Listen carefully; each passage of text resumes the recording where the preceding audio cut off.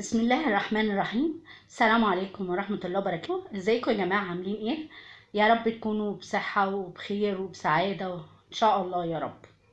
النهاردة فيديو جديد، والنهاردة فيديو يعني ما فيهوش بقى اي كلام في اي حاجات ملهاش لازمة. يعني هنتكلم عن القنوات اللي بتروح المطاعم وبتورينا الاكل اللي موجود في المطاعم وكده، عشان اللي يحب يروح المطعم ده يبقى فاهم، وبيقولوا رأيهم في الاكل وبيقولوا المطعم ده حلو ولا مش حلو.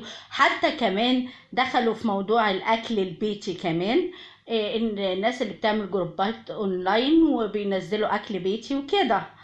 من اشهر الناس دي اللي هي شافينيستا وكيرش بوي والوحش الأكيل. دول أكتر ثلاثة كمان أنا بتفرج عليهم. هنبدأ الأول بالموضوع عامة. يعني هو موضوع حلو ولذيذ جدا جدا وكل حاجة، بس بصراحة بتجوعونا اما بنقعد كده نتفرج عليكم وانتوا بتاكلوا بتاع بالهنا والشفا يعني. بس ما بتقدروش ان في ناس مش عايز تدخل جوه الموبايل عشان تاكل معاكم. فعيب عليكم بقى لما تقعدوا تطلعوا وكيرو بقى وجيمي بقى وتقعدوا تطلعوا البتاع ده، الموتزاريلا والمكرونه تبقى معموله مش عارفه ازاي، وصينيه الاكيله وشافينيستا ما شاء الله عليها الفرنوعه خالص، وبتحط في السفره 50 60 صنف. انا بعيط، لا بجد بعيط. اولا انا ما اقدرش اكل كتير علشان انا بحاول الى حد ما ان انا اخس، عشان يعني الامراض والحاجات دي بعيد عنكم يعني. تاني حاجة، عيني بتزوغ. اولا انا واحدة من الناس بحب الاكل جدا، وبحب الاكل العادي صراحة، مش بحب الاكل الدايت، ما بحس انه ملوش طعم. انا مرة اتفقت مع يعني ناس برضو في الاونلاين والحاجات دي، انه يجيبوا لي الاكل بالشهر وبالكلام ده. قلت لا، احسن حاجة يبقى بالاسبوع. ادينا ايه، هنشوف طعم الاكل ايه عندهم. بعيد عنكم، لا طعم ولا لون ولا معنى ولا اللي بيطبخ ده اكيد عمره ما دخل مطبخ، كان اكل استغفر الله العلي العظيم يعني.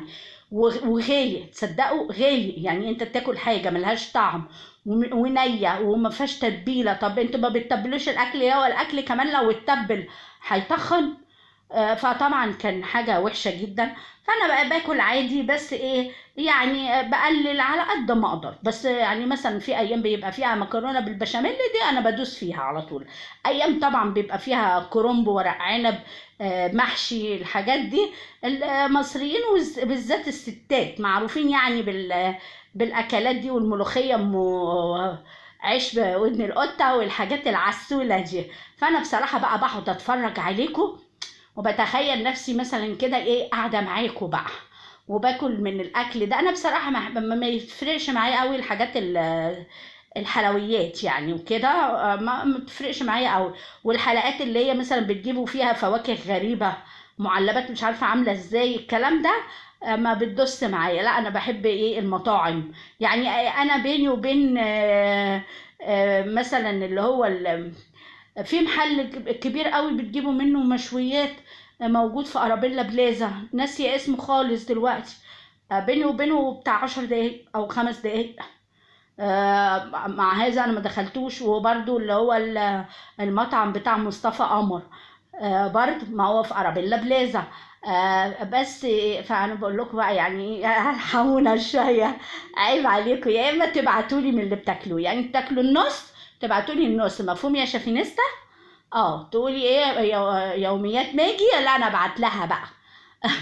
طبعا انا مش عارفه انتوا ازاي بتجيبوا الاكل ده، هل بيتحسب معاكوا ازاي؟ يعني انا مش عارفه. بس اللي انا اعرفه يعني ان ظروف الناس دلوقتي صعبه جدا يعني فعلا. والله العظيم ربنا يعلم الناس بتمشي الشهر بتاعها ازاي.